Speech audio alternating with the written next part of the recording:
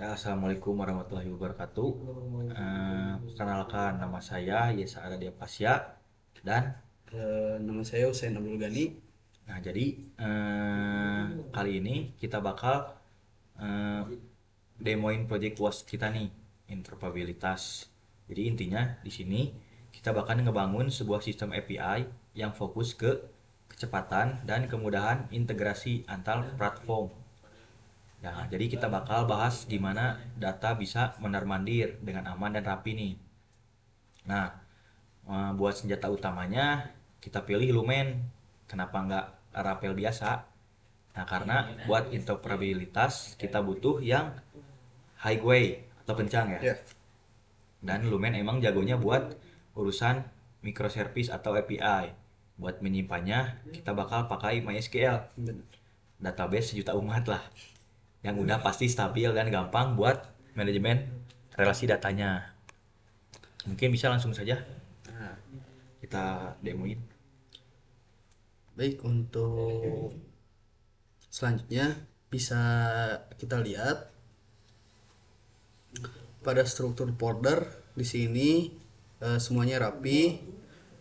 Kami manfaatin fitur routing di Lumen buat nanganin setiap request koneksi ke MySQL. Juga kami udah setting file .env.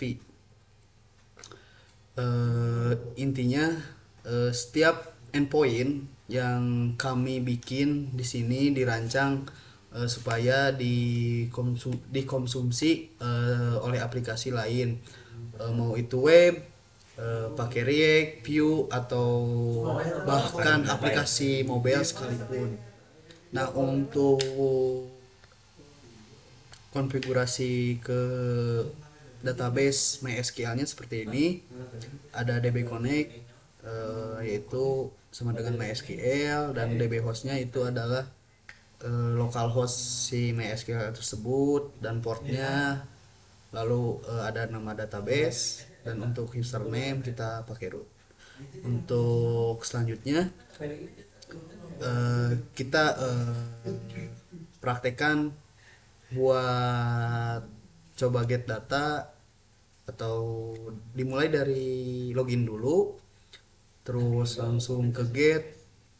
Kita buat melihat responnya cepat atau enggak, formatnya pasti eh, terus melihat format JSON-nya rapi.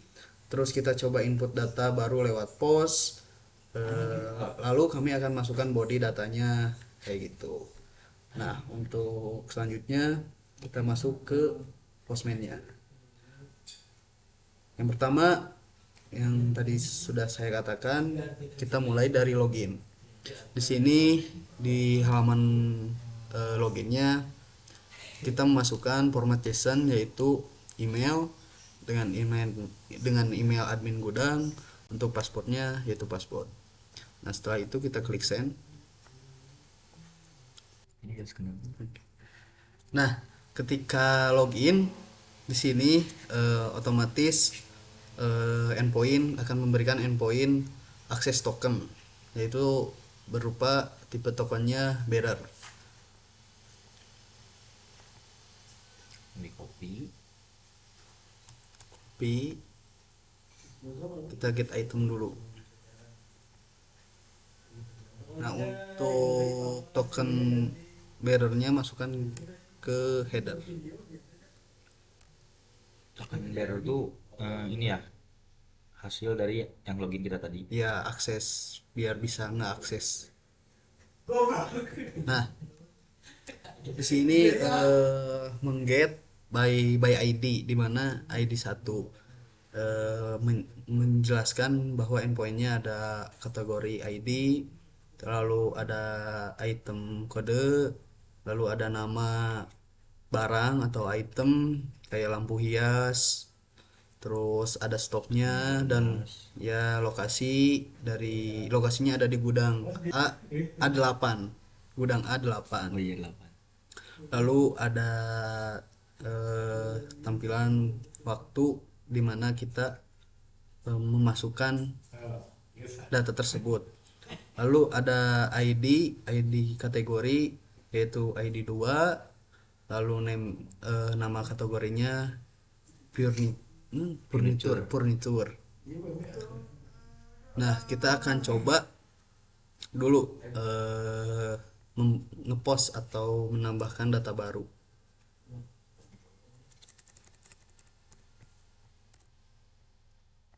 Untuk penambahan data baru kita beralih ke body. Nah, di body kita pilih raw. Untuk kategori kita ngambil ID kategorinya 1. Lalu untuk kode item 3.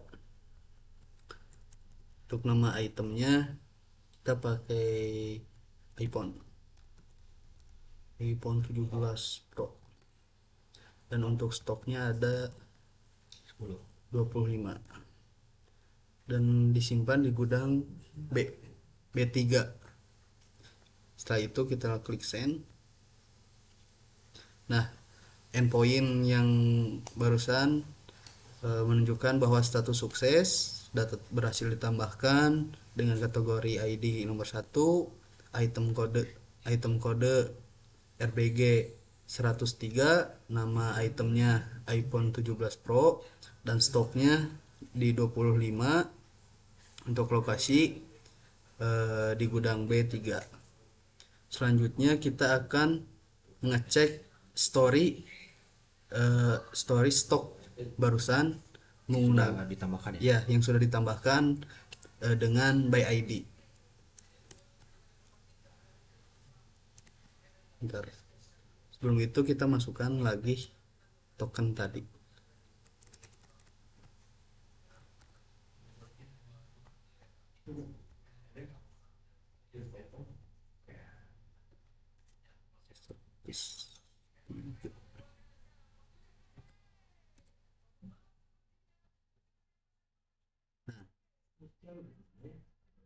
Di sini yaitu endpoint dari history stock menggunakan by ID. Jadi kita mengecek item atau barang yang sudah ditambahkan barusan ke gudang. Nah, kita menggunakan ID 103 ya. Jadi yang tampilnya ID 103 yang tadi dan yang stok awal ya.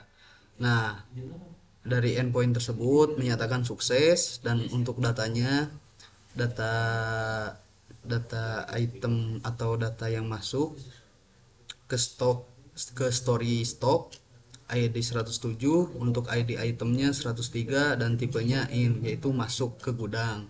Lalu untuk amount tuh kayak tadi stoknya ada 20 ya, jumlah stoknya. Untuk description stok awal, lalu ada waktu ditambahkannya jam berapa, tanggal berapa. Lalu untuk item sesuai tadi, untuk ID 103 kategori ID 1 item 103 dan nama itemnya iPhone 17 Pro. Ya, benar. Dan untuk kategorinya 1 dan nama kategorinya elektronik. Selanjutnya kita akan melihat story stock secara keseluruhan.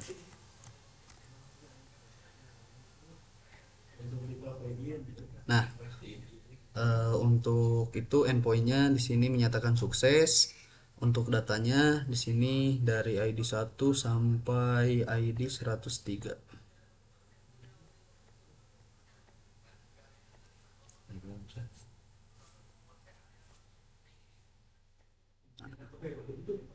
Sini berarti udah tercatat bahwa barang atau item yang tadi ditambahkan tadi ditambahkan tadi langsung akan muncul ketika kita melihatnya di seluruh cek stok seluruh stok yang kita udah ada gitu, yang tadi kita udah tambahkan kayak gitu. Lalu kita akan mencoba update stok. Sebelum itu kita akan memasukkan dulu tokennya.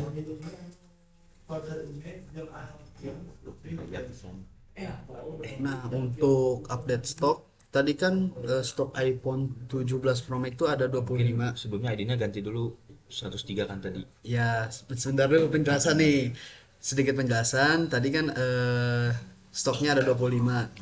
Kita akan mengurangi dari stok 25 ke jadi 15. Dan untuk ID-nya kita rubah ke 103.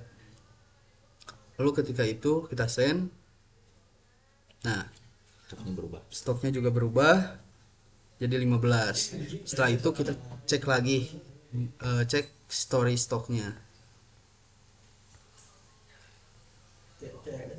Nah, story stok barusan yang udah diupdate, kenapa di sini tipenya out? Karena dari stok yang 25 dikurangi, 10. ya dikurangi 10. Karena kan tadi di-update menjadi 15. Ya, Otomatis kan otomatis yang jadi keluarnya 10. Mm-mm. Dan tipenya out gitu. Selanjutnya kita akan proses mendelete stok yang sudah ada barusan. Nah, untuk selanjutnya sebelum mendelete juga kita harus memasukkan kode tadi atau token. Kita pindahkan ID-nya ke 103. Nah, sini endpointnya barang berhasil dihapus, stok tercatat kosong. Tapi walaupun di sini tercatat kosong, di database-nya tetap masih ada. Karena apa?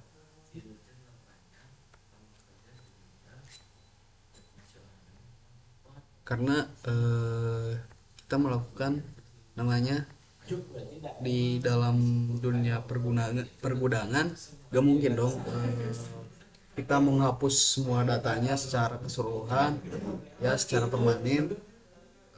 Otomatis kita ID atau barang atau item yang sudah dihapus akan tercatat kayak gini. Nah, ada delete waktu penghapusannya. Jadi tercatatlah, jadi si iPhone itu sudah pernah masuk di gudang kita gitu. Jadi si admin tuh tahu bahwa si barang itu pernah ada di gudang dan pernah dijual belikan kayak gitu. Untuk selanjutnya kita akan melakukan add supplier, di mana kita menambahkan supplier baru kayak gitu. Yang pertama, yang awal tuh pasti masukin token dulu.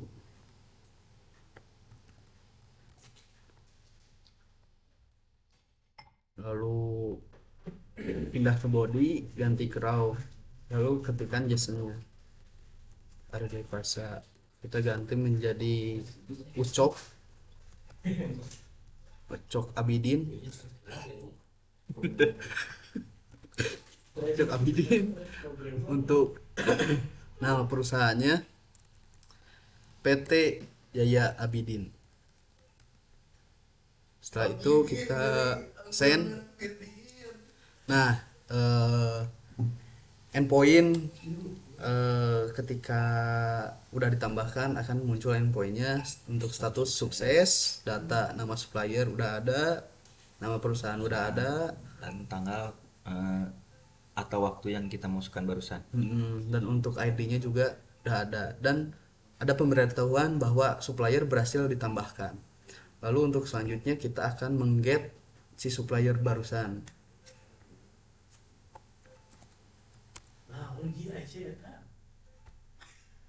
Nah, di sini endpointnya statusnya sukses dan data nama suppliernya ada dua, yaitu nama saya, lalu ada yang barusan tambahkan Ucok Abidin. Lalu selanjutnya kita akan menghapus si Ucok Abidin itu. Sebelum itu masukkan dulu tokennya dan ganti ID-nya menjadi ID. Karena tadi kan ID-nya 4. Benar. Nah, endpoint yang barusan, request yang barusan, request delete akan memunculkan endpoint supplier berhasil dihapus. Selanjutnya kita akan menambahkan kategori. Seperti biasa kita perlu memasukkan dulu token. Lalu untuk kategorinya. nama kategorinya yaitu alat rumah tangga. Lalu kita send. Nah, endpointnya sudah muncul dan berstatus sukses. Selanjutnya kita akan mengget kategori. Sama seperti tadi, masukkan dulu tokennya.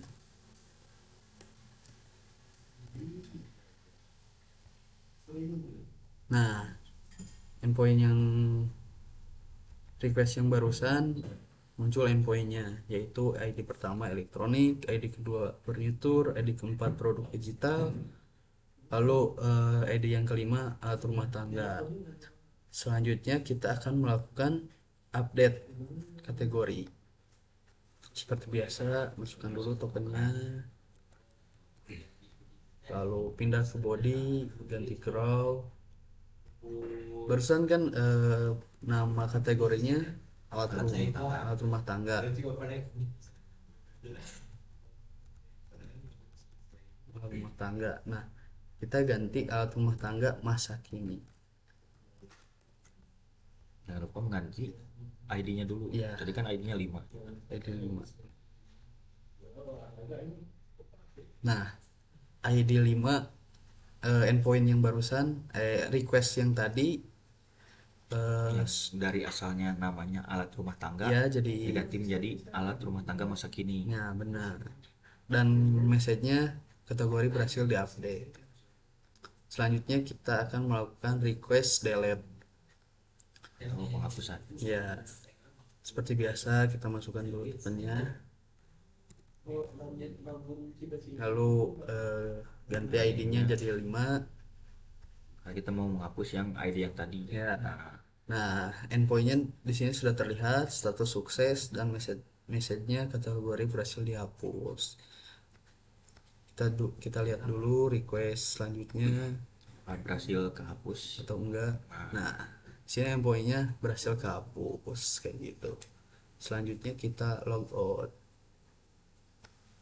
Untuk logout sama masukin dulu tokennya, lalu logout.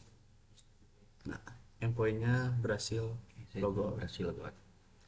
Nah, register juga kita bisa melakukan register. Misalnya Yesa, nama emailnya Yesa, lalu kita send. Nah, endpointnya juga berhasil, register berhasil atau message-nya berhasil kayak gitu. Login juga bisa, tinggal ganti Tadi aja. sudah register, Langsung ke login. Ya kayak gitu.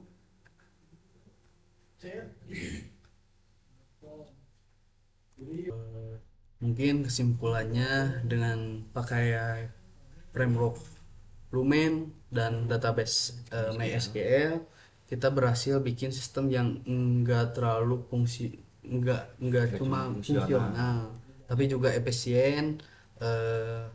Dari pertukaran data project ini benar-benar Membuka mata ya, kalau integrasi sistem itu jadi nggak harus ribet. selama kita pakai alat yang tepat pasti semuanya aman, Lancar lancar. dan nggak ribet juga. Nah, mungkin cukup sekian presentasi dari kita mungkin ya.